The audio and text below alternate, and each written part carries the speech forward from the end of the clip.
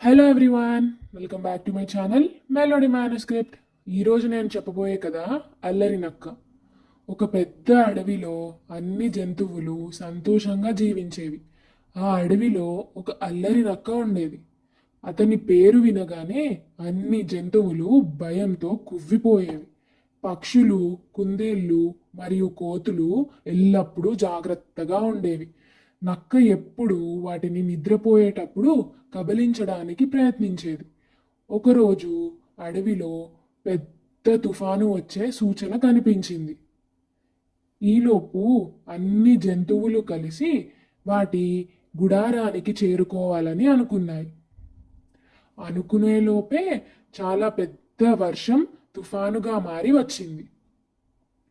అన్ని జంతువులు సురక్షితంగా వాటి గుడారాలకు చేరుకున్నాయి. కానీ నక్కకు మాత్రం భయంగా ఉండి తన మాటలు ఉపయోగించి జంతువులను భయపెడుతూ, నాకు మీ ఇంట్లో కొంచెం స్థలం ఇవ్వండి అని అన్నాడు. ఈ సమయంలో చిన్న కుందేలు అడ్డంగా వచ్చి, ఎప్పుడు మమ్మల్ని ఏడిపిస్తూ అల్లరి చేస్తూ ఉంటావు. మేము ఎందుకు నీకు ఆశ్రమం ఇవ్వాలి? నువ్వు ఇలా ఎందుకు చేస్తున్నావో అర్థం కావట్లేదు. నువ్వు అల్లరి నక్కలా ఉండాలని ఇష్టపడుతున్నావు, కానీ మనం కలిసి ఉంటే నువ్వు ఇంకా బలంగా ఉంటుందని అర్థం చేసుకుని అప్పుడు తన అల్లరి నడవడికను మార్చుకుంటా అని చెప్పింది. జంతువులకు సహాయపడుతూ వారి స్నేహాన్ని పొందింది.